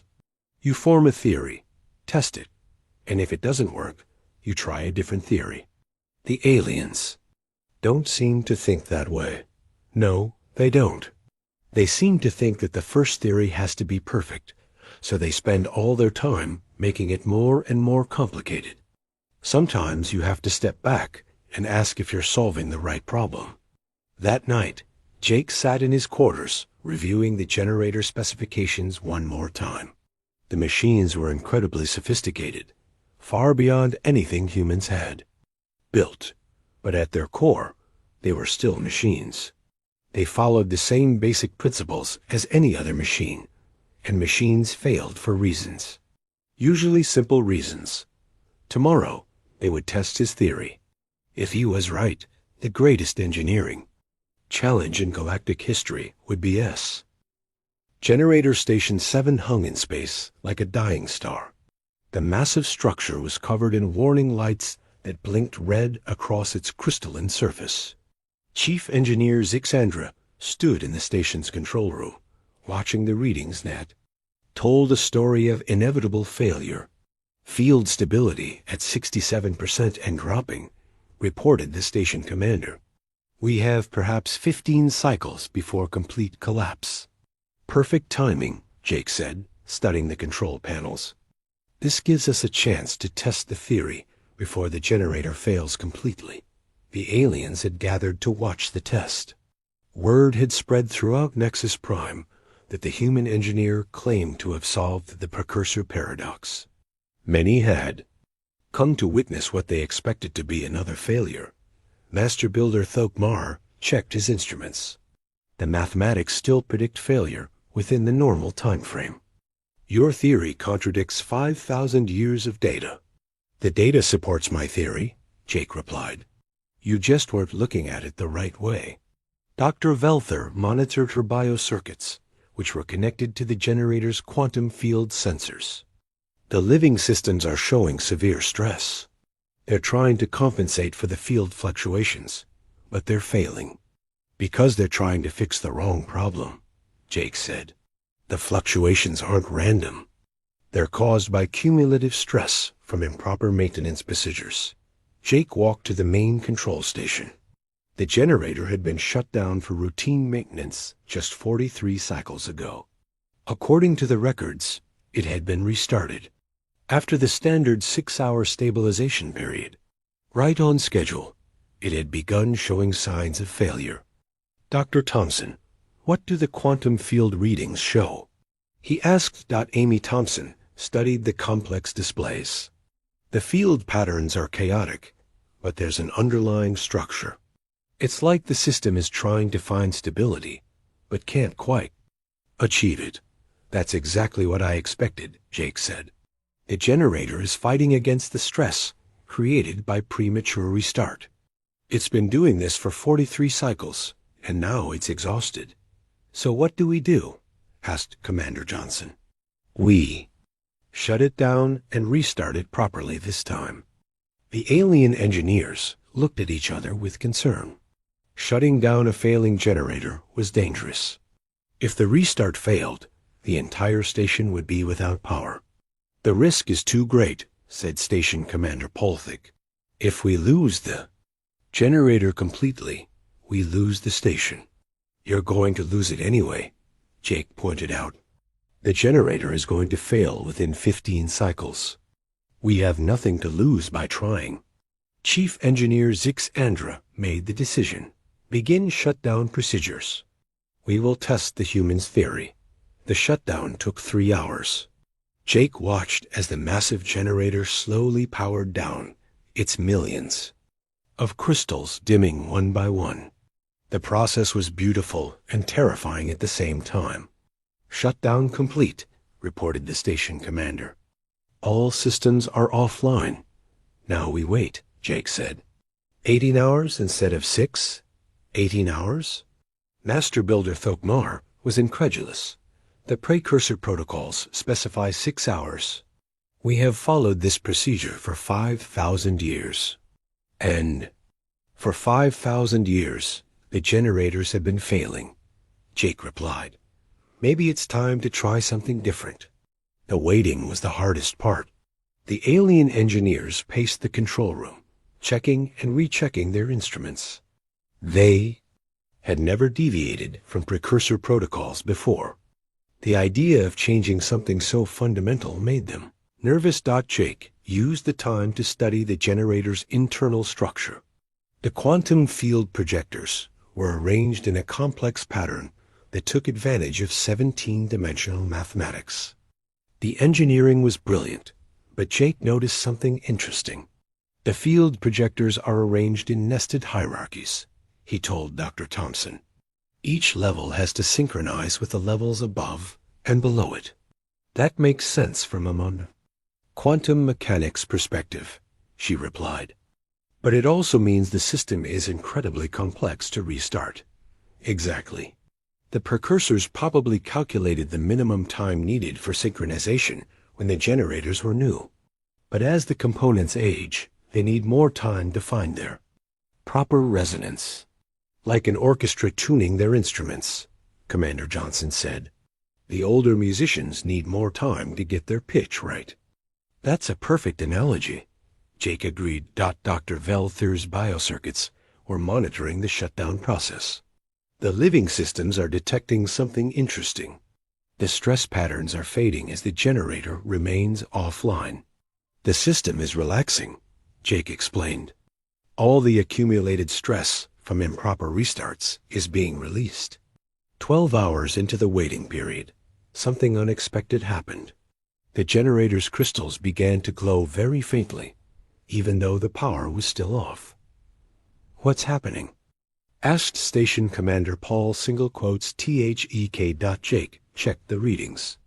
"The quantum fields are reorganizing themselves. The system is finding its natural equilibrium. Is that normal? I don't know. But it's a good sign. The generator is healing itself." At 18 hours, Jake gave the order to begin the restart sequence. The aliens held their breath as power flowed back into the massive machine. The crystals began to glow, slowly at first, then with increasing brightness. "Field generators coming online," reported the station commander. "Resonance patterns are... My God, they're perfect." The holographic displays showed quantum field patterns that were more stable than anything the aliens had seen in centuries. The chaotic fluctuations were gone. The stress indicators read 0.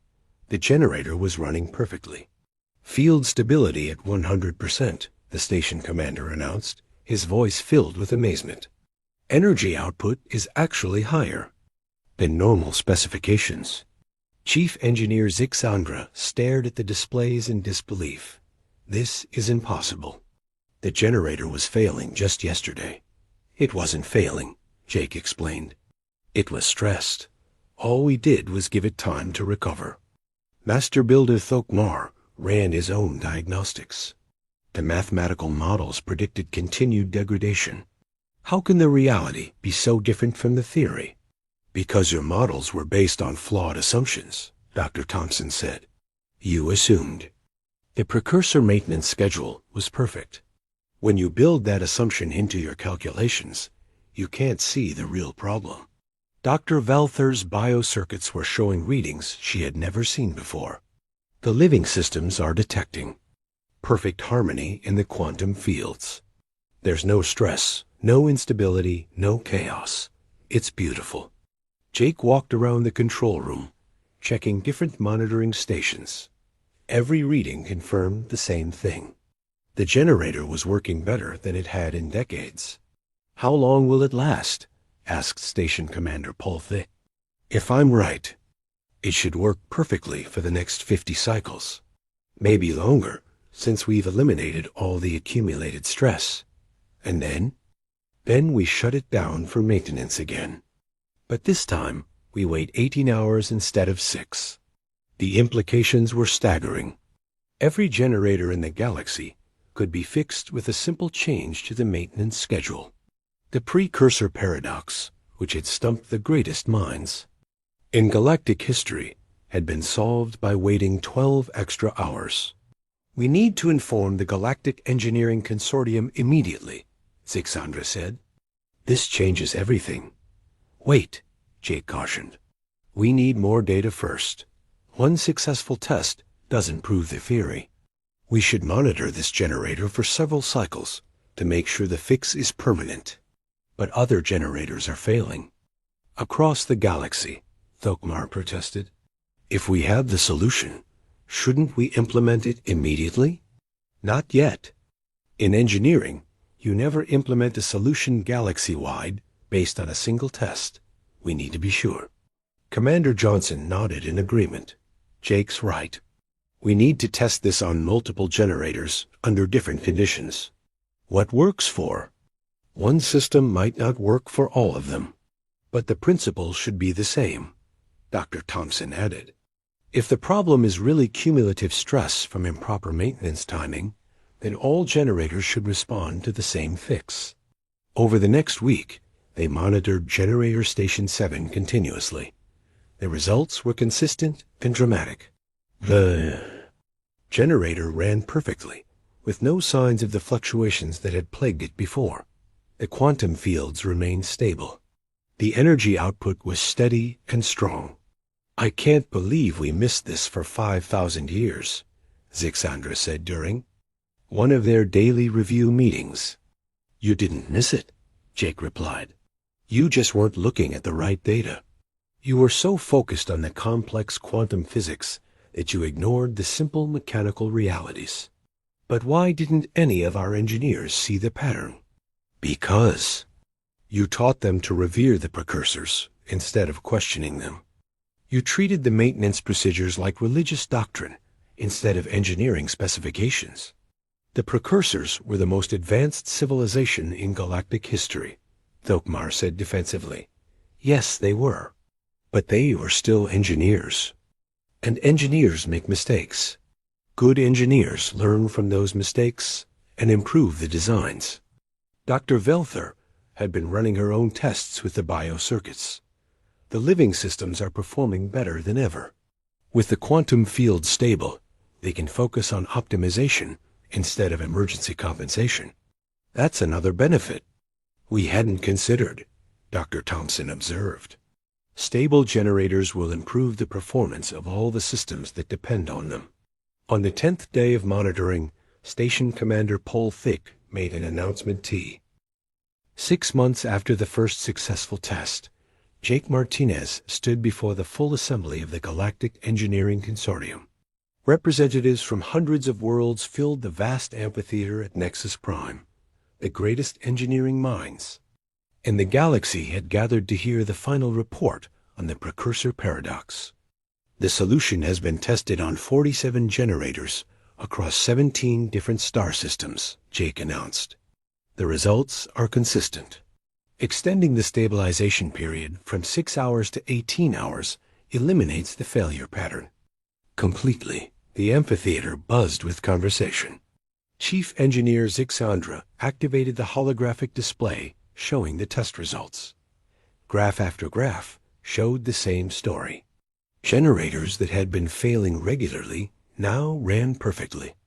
The oldest generator in our test group was 3,200 years old, she reported. It had failed 12 times in the past century. After implementing the modified maintenance procedure, it has run without problems for 6 months. Master Builder Thokmar presented the mathematical analysis. The extended stabilization period allows the quantum field hierarchies to achieve natural resonance. The stress patterns that led to failure are completely eliminated. The improvement in efficiency is remarkable, added Dr. Velther. Generators operating under the new procedures show 15 to 20% higher energy output with perfect stability. Jake watched the alien engineers process the information. For some, acceptance came easily. Others struggled with the implications. 5,000 years of failure, solved by changing a simple timing parameter. Are there any questions? Jake asked. Engineer Darvik of the Metallic Confederation raised a hand. How did we miss something so obvious for so long? Because you weren't looking for obvious solutions, Jake replied. You assumed the problem was complex because the technology was complex. But most engineering problems have simple causes. But the precursors were more advanced than we are, protested Engineer Lazara of the Energy Collective. How could they make such a basic mistake? The precursors calculated the minimum stabilization time needed for new generators, Dr. Thompson explained. They didn't anticipate how the timing requirements would change as the systems aged over thousands of years. Also, Jake added, the precursors probably expected their civilization to continue advancing. They likely thought future generations would improve the maintenance procedures as they learned more about how the generators worked. Instead, we treated their procedures as perfect and unchangeable, Zixandra said quietly. The implementation began immediately. Maintenance crews across the galaxy received new training on the modified procedures. Technical manuals were updated. The 18-hour stabilization period became the new standard. The results were dramatic. Generator failures dropped to zero almost overnight. Planets that had lived in fear of power outages could finally relax. The galactic transportation network became more reliable than it had been in millennia. Jake worked with the consortium to then establish new engineering principles based on his approach to problem solving. The Martinez methodology became required learning for all engineering students. Question assumptions became the first principle. Just because something has always been done a certain way doesn't mean it's the right way. Look for simple explanations first, was the second principle. Complex problems often have simple causes that are hidden by complicated theories. Learn from the people who actually work with the systems, became the third principle. Maintenance. Workers and technicians often know more about real-world problems than designers and theorists. Dr. Thompson stayed at Nexus Prime to establish the Human-Alien Science Exchange Program. Her work bridging human intuition with alien theoretical knowledge led to breakthroughs in multiple fields. Humans approach problems differently than we do, she explained to a gathering of alien scientists. We tend to focus on practical results rather than theoretical perfection. This can lead to solutions that are simpler and more effective. Commander Johnson became the military liaison between Earth and the Galactic Defense Network. His emphasis on adaptability and improvisation revolutionized alien military thinking. Human tactics are based on flexibility, he taught at the Galactic War College. We plan for the unexpected and adapt to changing conditions. This makes us effective against enemies who rely on rigid strategies. The success of the precursor paradox solution opened doors for humanity throughout the galaxy. Human engineers were recruited by major corporations and governments. Their reputation for solving impossible problems spread across the stars, but the impact went beyond engineering. The galaxy's approach to problem-solving began to change. Species that had relied on complex theoretical models started paying attention to practical observations. Maintenance workers found their opinions valued for the first time in centuries. Jake returned to Earth as a hero, but he was more interested in the new challenges that awaited him. The galaxy was full of ancient technologies that needed human insight, problems that had stumped alien civilizations for generations. What's next? Asked General Hayes during Jake's debriefing. The ethereal collective has a faster-than-light communication system that loses efficiency over time, Jake replied. They've been trying to solve it for 2,000 years. And you think you can help? I think I can at least look at it with fresh eyes. That's all it took for the generators. Dr. Helen Parker, who had first translated the alien contact message, was now Earth's ambassador to the Galactic Council. The aliens are amazed by human engineering capabilities, she reported. They want to establish permanent research partnerships. What kind of partnerships? Joint projects where human engineers work alongside alien scientists. They provide the theoretical knowledge. We provide the practical insight. That sounds perfect, Jake said. We have a lot to learn from each other. 3 years after first contact, the impact of human engineering was being felt throughout the galaxy. Ancient problems were being solved. New technologies were being developed. The combination of alien theory and human practicality was proving. Incredibly powerful. Jake stood in his new laboratory on Nexus Prime, working on his latest project. The Crystalline Collective had a terraforming system that worked perfectly in theory, but failed in practice. They had been trying to fix it for 800 years. Any theories yet? Asked his assistant, a young human engineer named Carol Webb, who had come to work with the consortium. A few, Jake replied, studying the maintenance logs. The system fails every time they try to use it on a planet with high mineral content. But their theory says that shouldn't matter. What do you think? I think their theory is missing something simple. Maybe the high mineral content interferes with one of the early stage processes. The aliens don't think it's that simple. Jake smiled. The aliens never think it's that simple. But that's why they need us. The precursor paradox had become a legend throughout the galaxy. The story of how a human mechanic solved a 5,000-year-old problem in a few minutes was told in engineering schools on every world. But for Jake, it was just the beginning. The galaxy was full of impossible problems, waiting for simple solutions. Technologies that didn't work as intended. Systems that failed for mysterious reasons. Ancient puzzles that needed fresh thinking. The universe is simpler than most people think, he told his students at the Galactic Engineering Academy. When something doesn't work, there's usually a simple reason. Your job is to find that reason and fix it. But what if the simple explanation is wrong? Asked the student. Then you try the next simple explanation. And if that's wrong, you try another one. Eventually, you'll find the right answer. The key is not to give up and assume the problem is impossible. What if it really is impossible? Jake laughed. I've never met an impossible problem. Just problems that nobody had looked at the right way yet. The precursor paradox had taught the galaxy an important lesson. Advanced civilizations could make simple mistakes. Complex problems could have easy solutions.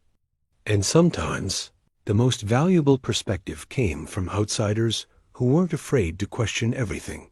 Humanity had earned its place among the stars not through superior weapons or advanced technology, but through superior thinking.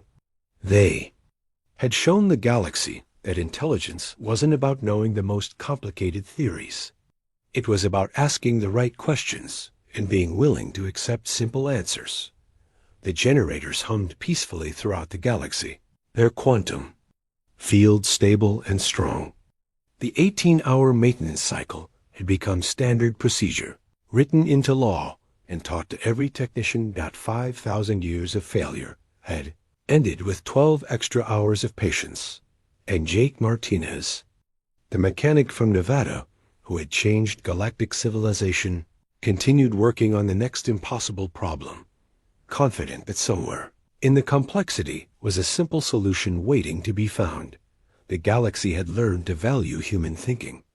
And humans had learned that sometimes the greatest discoveries came not from building something new, but from understanding something old. The precursor paradox was solved. But for humanity, it was just the beginning of their role as the galaxy's troubleshooters, the people who could see simple solutions to complex problems. The universe was vast and full of challenges. But with human ingenuity and alien knowledge working together, no problem was truly impossible.